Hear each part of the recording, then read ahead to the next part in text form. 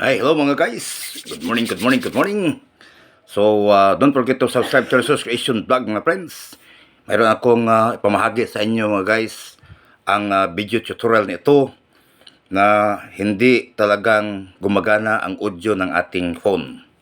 Lalo na kahit anong phone mga guys, kung maka-experience tayo, ako ay naka-experience ng hindi gumagana ang aking phone mga guys. So, nag-research ako ng research sa YouTube, sa iba't ibang mga Google. So, pero nahanap ko yun guys. So, tana samahan mo ako sa aking pag-video guys para masulba yung mga hindi na mag-audio ang ating mga phone, lalo na sa music, sa YouTube at sa Facebook video mga guys. Pero don't forget to subscribe to Resource Creation Vlog mga friends.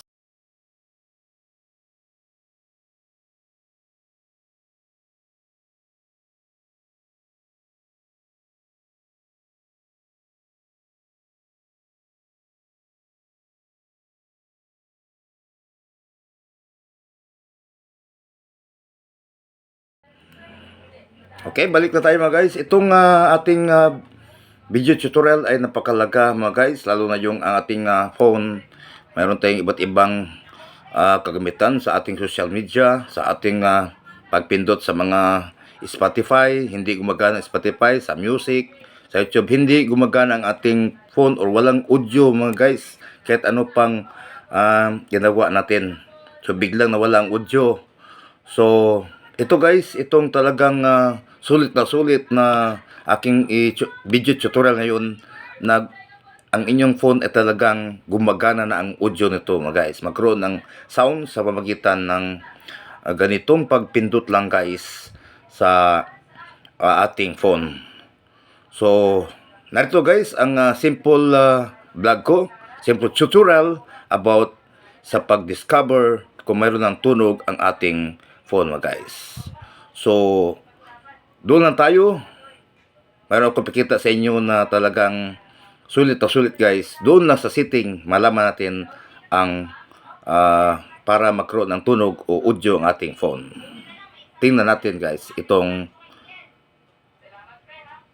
sunod na mga ipinakita ko guys. Doon lang sa setting, malaman natin. Okay mga guys, itong problema natin na hindi tumutunog o walang audio ang ating phone ay ito guys. So, pumunta lang tayo dito sa setting. I-swipe na ito na setting. Ito guys, pindutin na ito. Ito ang setting mga guys. Okay, bumula ka dito mga guys. Ang setting din. Dito meron tayong sa setting. Hanapin natin ang apps mga guys. Dito. Para magkaroon na ng audio ang ating phone. Doon sa music, sa YouTube o sa Facebook ba na video Facebook. So pindutin guys ang apps dito, kita ito guys, pindutin ang apps.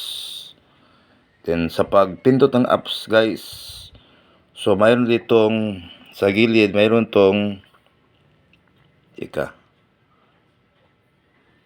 okay, ulitin natin. Ito ang setting. Then hanapin natin ang apps ito, pindutin ito ulit. Okay, parang na touch. Okay, then sa apps guys. So dito sa apps, may gilid, mayroon ditong tatlong dot dito guys. Itong kita ang tatlong dot ito. So itong tatlong dots ay itong pindutin. Okay, napindot na guys. So bumula ka dito sa pindot ang tatlong dots, bumula ka ito mga guys. Ang mayroon tayong sort by default apps, apps submission, show system apps, special access, and reset app preferences. So ito guys, itong reset apps preferences, ito ang ating dapat pindutin. Okay, pindutin ito guys, itong apps, reset app preferences. Okay. So kapag pindot nyo guys, wala ka dito ang mayroon itong blue na mayroon pang salita na reset. So pindutin ito guys natin.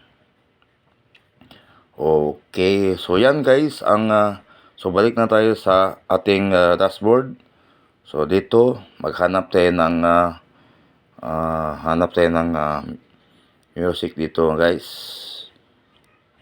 Okay, ates ang okay, hanapin natin ang M or music dito guys. Okay, music. Okay, hanap tayo ng music to guys, kung mayroon ba. Okay. Oh, nag-loading pa guys itong music. Okay, pinitin ang allow kung meron bang okay.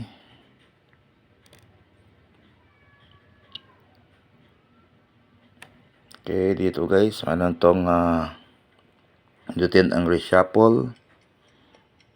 Okay. So ating ipabulyong to guys kung mayroon bang tunog ang ating music. Okay, mayroon na guys. Dahil yan, so yun ang paraan guys. So punta tayo sa setting. Then hanapin natin ang apps. Pindutin ang apps. At sa may tatlong dot. Ngayon na guys.